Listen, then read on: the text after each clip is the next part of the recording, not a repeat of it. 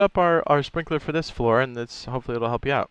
Okay, so if you want any of your water to go up, you need some type of motor to push it up.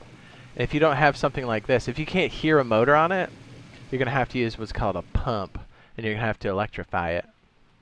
Pumps can be used a couple different ways. Pumps can be used to control the flow, but when they're powered, they can also move units of water vertically. But if you play your cards right and you have your different water containers above everything, you can actually use gravity in a lot of cases. So I can actually hook up this sprinkler with no connection, or I'm sorry, with no pump or electricity to it, and it's actually going to let the water flow all the way through. Pretty dope.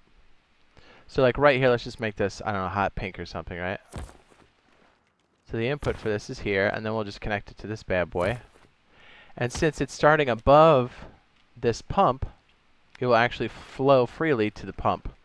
And now if I take it to the next layer, which is going to be where the sprinklers are at, which is right, where are you sprinklers? Right there. You can actually get it to water stuff down here.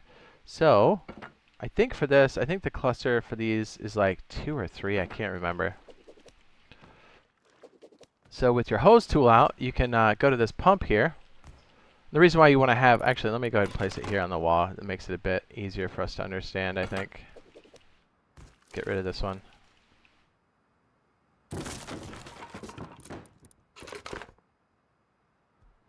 What we picked last time? Was it pink?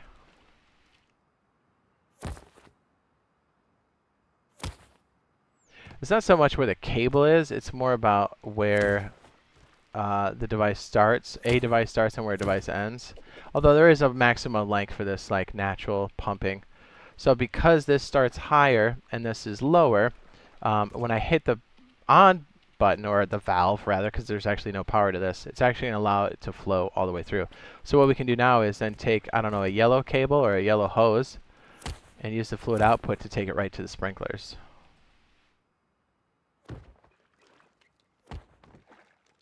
And there's a pass-through on the sprinklers, which is kind of great, not going to lie.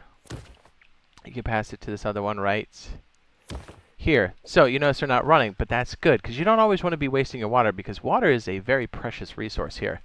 So what you want to end up doing is you want to turn it on when you have enough, because you don't always need to water everything all the time. So like right here, if I wanted to water the crops upstairs, although I don't need to, I would hit this and there's no power, and notice how the sprinklers are going.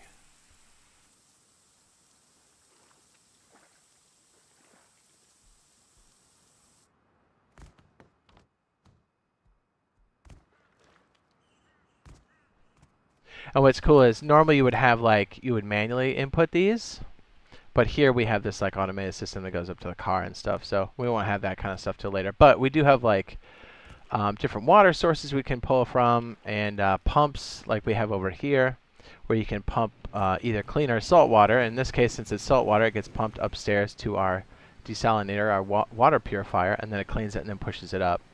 And we use fluid combiners. So you can make it pretty complex if you want to.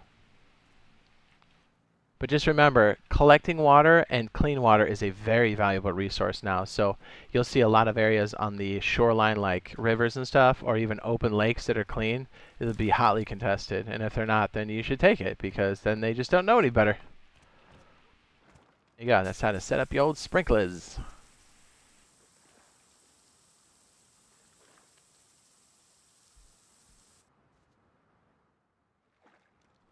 Did I help you out? Maybe.